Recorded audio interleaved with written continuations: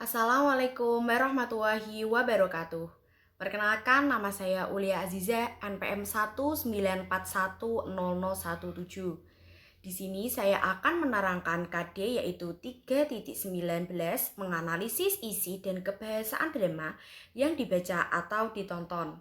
Dan yang kedua yaitu 4.19 tentang mendemonstrasikan sebuah naskah drama dengan memperhatikan isi dan kebahasaan. Nah, kita harus tahu apa arti dari drama itu sendiri. Drama adalah cerita yang dipentaskan di atas panggung atau disebut teater, atau tidak dipentaskan di atas panggung seperti yang ditanyakan di radio, televisi, ataupun film. Drama secara luas dapat diartikan sebagai salah satu bentuk sastra yang isinya tentang hidup dan kehidupan yang disajikan atau dipertunjukkan dalam bentuk gerak. Nah, isi dari naskah drama itu sendiri yaitu yang pertama ada tema. Nah, tema sendiri yaitu gagasan utama yang menjalin struktur isi drama.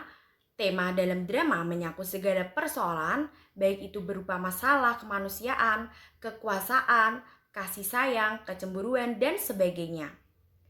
Yang kedua yaitu amanat. Amanat adalah unsur ini merupakan ajaran moral didaksis yang disampaikan drama itu kepada pembaca ataupun penonton. Amanat tersimpan rapi dan disembunyikan pengarangnya dalam keseluruhan isi drama. Yang ketiga yaitu dialog. Dialog adalah percakapan atau dialog harus memenuhi dua tuntunan, yaitu dialog harus turut menunjukkan gerak laku tokohnya. Dialog haruslah dipergunakan untuk mencerminkan apa yang telah terjadi sebelum cerita itu. Apa yang sedang terjadi dua pengarang selama cerita itu berlangsung. Harus pula dapat mengungkapkan pikiran-pikiran serta perasaan-perasaan para tokoh yang turut berperan di atas pentas. Alur atau urutan cerita. Pikiran apa yang akan terjadi, kapan terjadi, dan bagaimana terjadinya. Yang terakhir yaitu tulis naskah akhir, yaitu setelah selesai menulis naskah, koreksilah dan lakukanlah perbaikan bila diperlukan. Kemudian, baca naskah drama tersebut dari awal sampai akhir. Setelah yakin tidak perlu ada revisi, drama bisa ditampilkan. Dan jangan lupa untuk memilih tokoh yang sesuai dengan karakter dalam cerita drama tersebut. Selanjutnya yaitu langkah-langkah mendemonstrasikan naskah drama. Yang pertama yaitu memahami naskah dan karakter tokoh yang akan kita perankan, yakni melalui dialog-dialog seperti kramagung atau pertunjukan laku mayang dinyatakan langsung oleh pengarangan. Yang kedua yaitu memerankan tokoh dan memperhatikan aspek lafal, intonasi, nada atau tekanan, mimik, dan gerak-geriknya.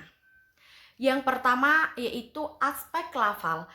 Lafal adalah cara seseorang dalam mengucapkan kata atau bunyi bahasa. Aspek ini penting kita perhatikan guna kejelasan makna suatu kata. Yaitu selanjutnya intonasi adalah naik turunnya lagu kalimat. Kalimat berita, perintah, dan kalimat tanya harus menggunakan intonasi yang berbeda. Intonasi kalimat untuk menyatakan kegembiraan juga berbeda dengan kalimat yang bermakna kecemburuan. Selanjutnya yaitu nada atau tekanan. Nah, nada atau tekanan yaitu kuat lemahnya penurunan suatu kata dalam kalimat. Kata yang ingin diperjelas maksudnya yaitu mendapatkan tekanan lebih kuat daripada kata lainnya. Yaitu selanjutnya mimik. Mimik adalah ekspresi atau raut muka yang menggambarkan suatu emosi seperti sedih, gembira, kecewa, takut, dan sebagainya. Mimik berperan dalam memperjelas suatu maksud tuturan. Selanjutnya itu gerak-gerik. Gerak-gerik adalah berbagai gerak pada anggota badan atau tingkah laku seseorang dalam menyatakan maksud tertentu. Sekian presentasi yang dapat saya sampaikan, kurang lebihnya saya mohon maaf. Wassalamualaikum warahmatullahi wabarakatuh. Yang ketiga yaitu dialog. Dialog adalah percakapan. Dialog harus memenuhi dua tuntunan, yakni dialog harus turut menunjukkan gerak pelaku tokohnya. Dialog harus dipergunakan untuk mencerminkan apa yang telah terjadi sebelum cerita itu. Apa yang sedang terjadi di luar panggung secara itu berlangsung. Harus pula dapat mengungkapkan pikiran-pikiran serta perasaan-perasaan para tokoh yang terlibat pada pentas tersebut. Yang keempat yaitu watak. Watak merupakan sifat tokoh yang harus diperankan oleh para pemain drama. Sesuai dengan cerita drama, terdapat dua watak dalam drama, yaitu protagonis atau baik dan antagonis yaitu jahat.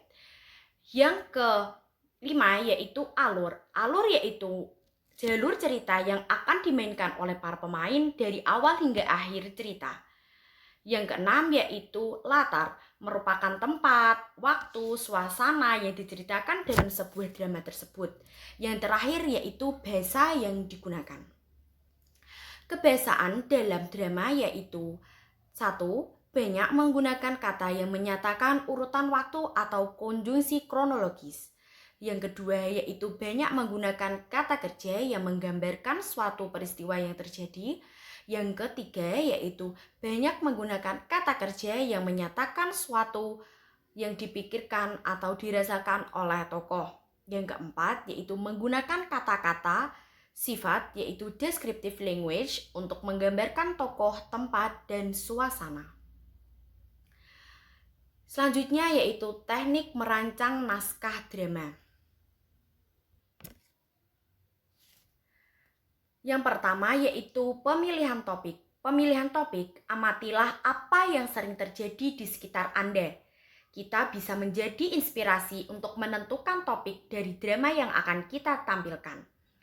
Yang kedua yaitu penentuan tokoh, latar, dan sudut pandang. Setelah kita menentukan topik dari drama yang akan kita tampilkan, selanjutnya kita merancang latar, tokoh, cerita, dan sudut pandang. Yang ketiga yaitu tentukan plot cerita. Cara menulis naskah drama mirip cara menulis cerita lainnya. Untuk menentukan plot cerita, kita harus menulis ringkasan cerita yang terdiri dari awal, tengah, dan akhir.